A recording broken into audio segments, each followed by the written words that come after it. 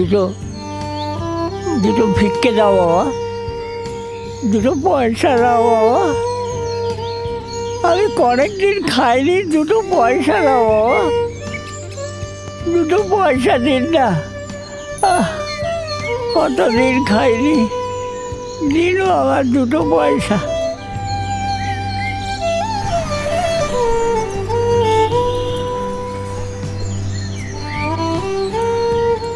মা, মা গো, মা দুটো ভিক্ষে দেবেন, মা, মা গো দুটো ভিক্ষে দেবেন। দিল না, কপাল।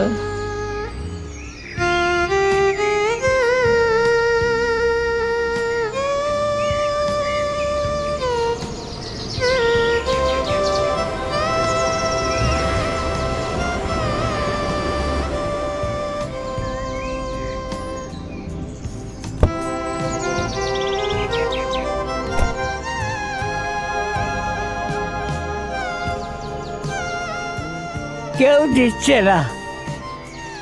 কে? আমাকে দুটো টাকা দাও বাবা, দুদিন খাওয়া হয়নি, ভিক্ষে দাও বাবা।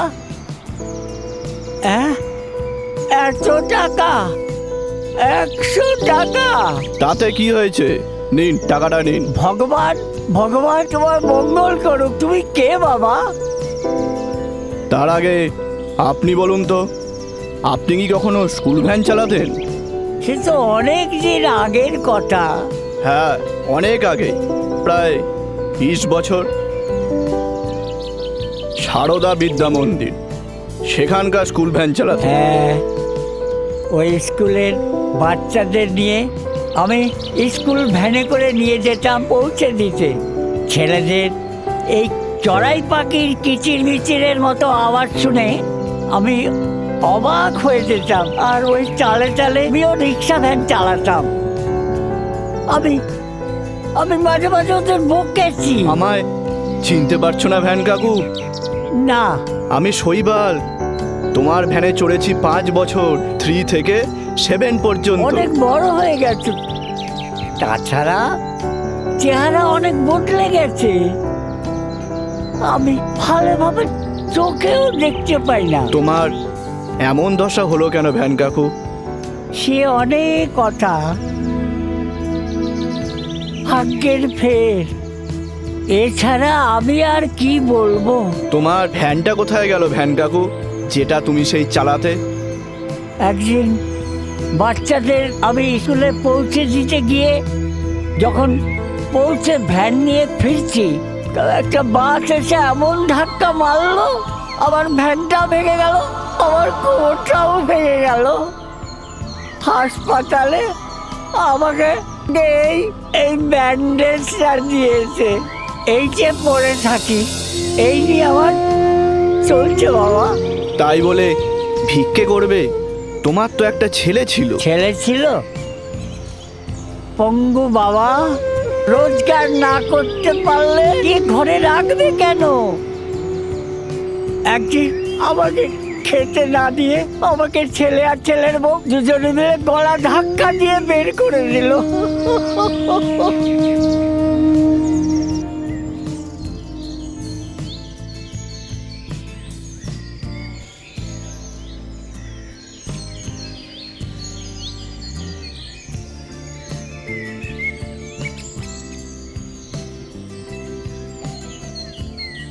দাঁড়ান,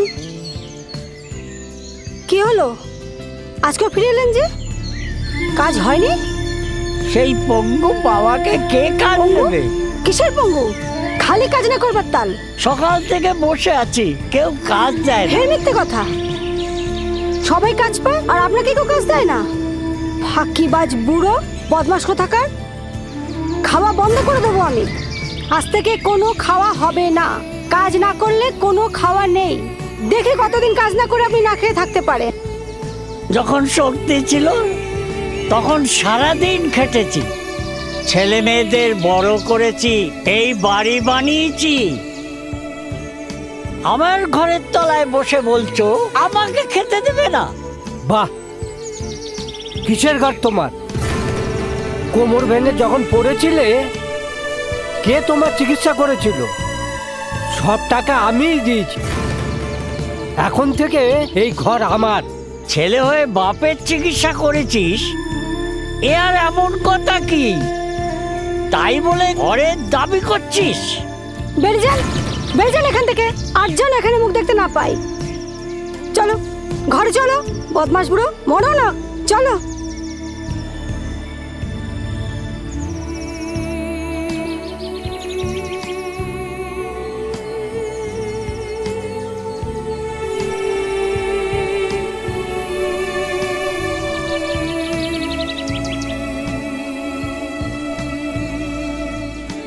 ভাগ্যের ফের, এছাড়া আমি আর কি বলবো? চলো ভ্যান কাকু, তুমি কোথায় থাকো আমি গিয়ে দেখব। চলো।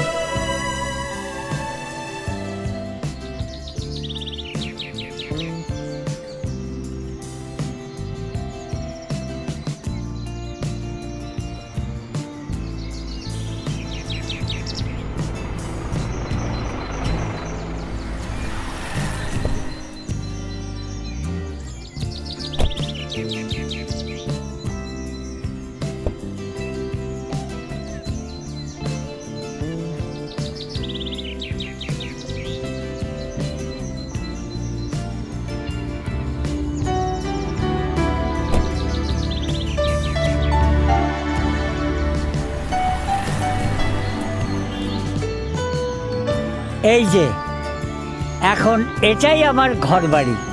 এখানে? আচ্ছা কাকু, আমি আসি, আমি আবার আসবো। এসো। ওর মঙ্গল করুক মা, ওর মঙ্গল করুক।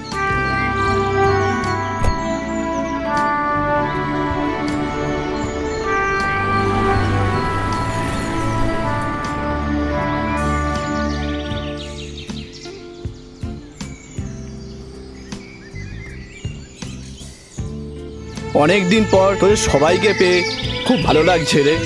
তুই যে কলকাতায় আছিস সেটাই তো আমরা জানতাম না, তুই ফোন করলি তাই জানতে পারলাম। হ্যাঁ ঠিক বলেছিস, এখন সবাই খুব ব্যস্ত রে। হ্যাঁ, তবুও তারই মধ্যে থেকে যদি একটা সময় বের করে আমরা সবাই মিট করতে পারি তাহলে যোগাযোগটা থাকে, এই আর কি। ঠিক বলেছিস, এবার থেকে তাই করব। একদিন জমিয়ে বেশ মস্তি করা যাবে সব বন্ধুরা মিলে। এতদিন পর সবার সাথে দেখা হলো, সেলিব্রেশনটা কিন্তু একটু জমিয়ে করা চাই বস। শৈবাল, সন্ধ্যা থেকে নিরামিষ যাবে, একটু মালটাল খাওয়াবি নাকি? আরে খাওয়াবো, একেবারে স্কচ খাওয়াবো। ঠিক আছে হোক, কিন্তু তার আগে একটা কথা তোদেরকে বলতে চাই। কি এমন কথা যে তুই এমন নাটকীয় ভাবে বলছিস? তোদের ভ্যান কাকুকে মনে আছে? ভ্যান কাকু? সে আবার কি?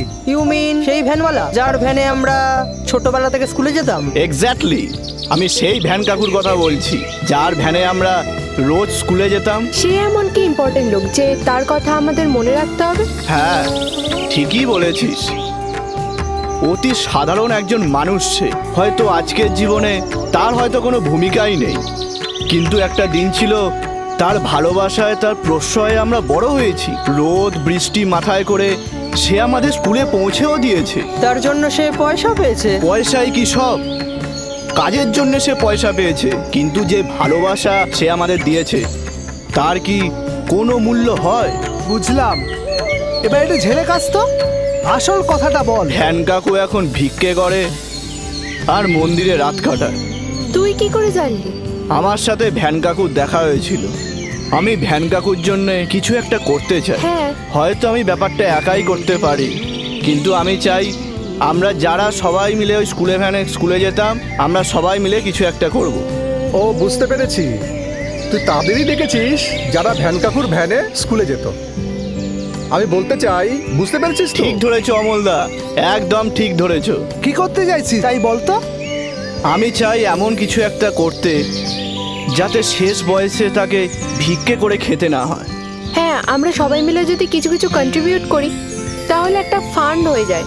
ফান্ড না হয় করা যাবে, কিন্তু তারপর আমাদের এমন কিছু একটা ব্যবস্থা করতে হবে যাতে তাকে ভিক্ষে করে আর দিন কাটাতে না হয়।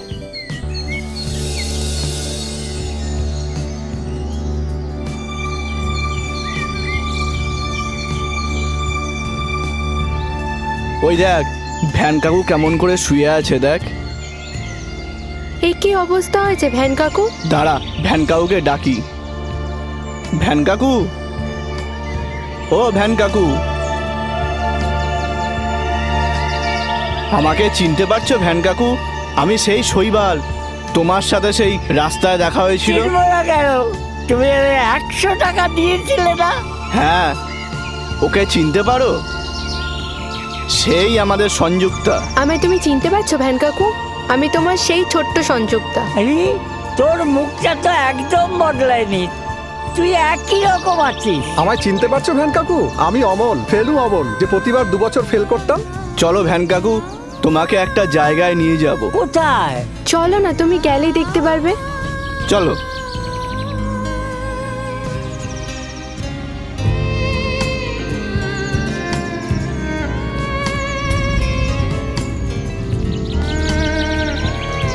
হ্যাঁ চলো কাকু।